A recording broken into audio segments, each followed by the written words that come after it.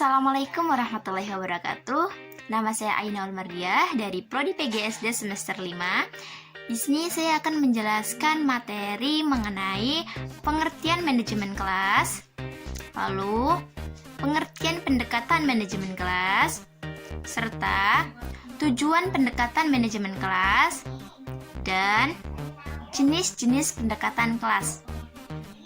Oke, yang pertama kita membahas mengenai pengertian manajemen kelas terlebih dahulu. Jadi, manajemen kelas adalah teknik mengelola kelas yang hebat, di mana ruang kelas sebagai tempat para guru dan siswa berkumpul untuk tujuan belajar yang efektif. Idealnya, setiap orang yang terlibat di kelas muncul dengan sikap dan perilaku yang baik dan kemauan yang tinggi untuk belajar. Guru menyampaikan pelajaran, siswa menyerap materi, dan semuanya berjalan dengan baik. Umumnya, tujuan dari manajemen kelas adalah untuk menciptakan lingkungan belajar yang sukses agar memiliki dampak positif pada pencapaian siswa. Definisi manajemen kelas menurut para ahli. Manajemen kelas menurut Suhardan. Suhardan adalah seorang Profesor Dr. Haji Dadang Suhardan MPD. Beliau adalah dosen dari Universitas Pendidikan Indonesia. Menurut beliau, definisi manajemen kelas adalah segala hal yang diupayakan untuk bisa menciptakan suasana belajar yang bisa dikatakan efektif.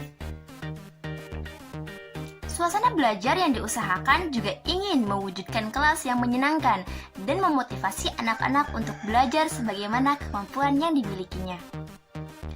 Lalu, ada pula definisi manajemen kelas menurut Ari Kunto. Ari Kunto, beliau adalah nama lengkapnya Suharsimi Ari Kunto. Beliau adalah dosen dari Universitas Ahmad Dahlan. Beliau juga seorang penulis. Menurut beliau, classroom management sebuah usaha untuk mencapai kondisi belajar mengajar di kelas yang seoptimal mungkin.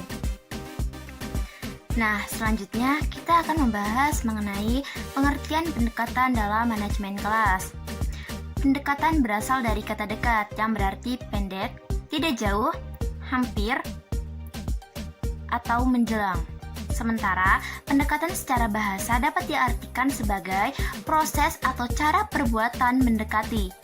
Namun, secara istilah, pendekatan bersifat aksiomatis atau yang sudah jelas kebenarannya, menyatakan suatu pendirian, filsafat, keyakinan, atau merupakan sebuah bahan pokok. Jadi, pendekatan dalam manajemen kelas dapat diartikan sebagai cara pandang seorang guru dalam menentukan kegiatan mengelola kelas. Kemampuan guru dalam mengelola kelas termasuk salah satu dari perwujudan kompetensi pedagogik atau metode guru mengajar.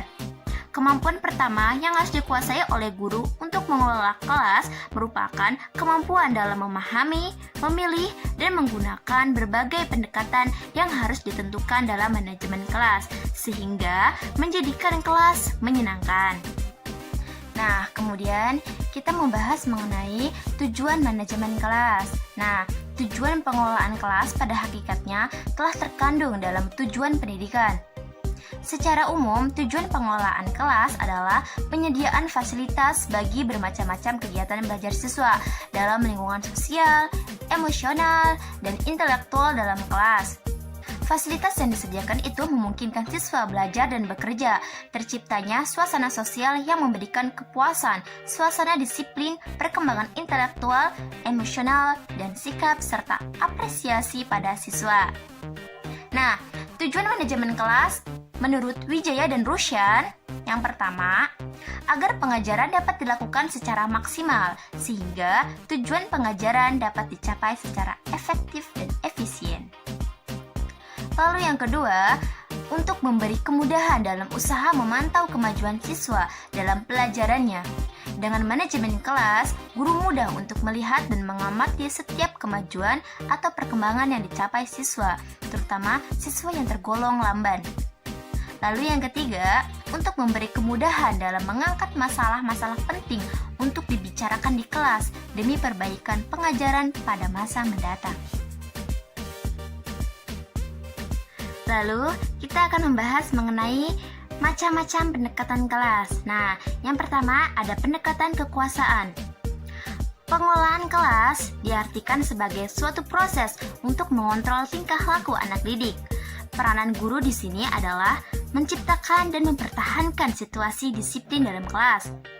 Kedisiplinan adalah kekuatan yang menuntut kepada anak didik untuk menaatinya. Di dalamnya ada kekuasaan dalam norma yang mengikat untuk ditaati anggota kelas. Melalui kekuasaan dalam bentuk norma itulah guru mendekatinya. Lalu yang kedua ada pendekatan ancaman. Nah, dari pendekatan ancaman atau intimidasi ini, pengelolaan kelas adalah sebagai suatu proses untuk mengontrol tingkah laku anak didik.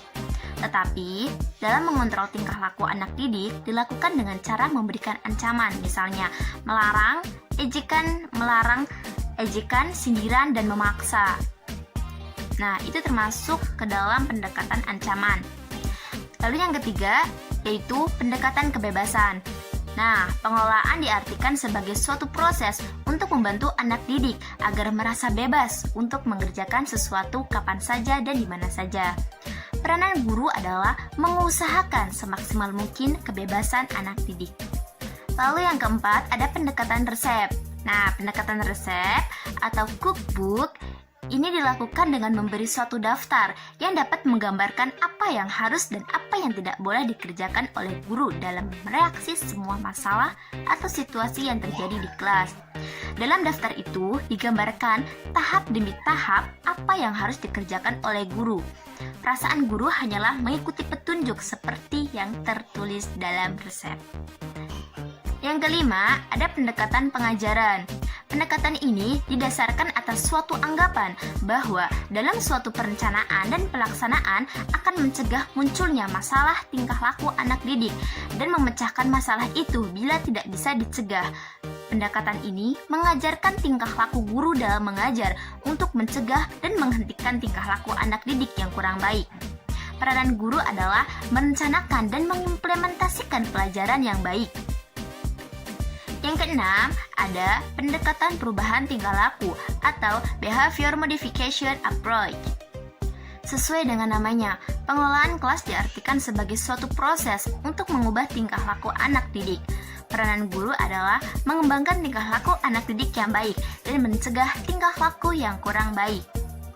Kemudian, ada pendekatan suasana emosi dan hubungan sosial atau Socio-Emotional Climate Approach.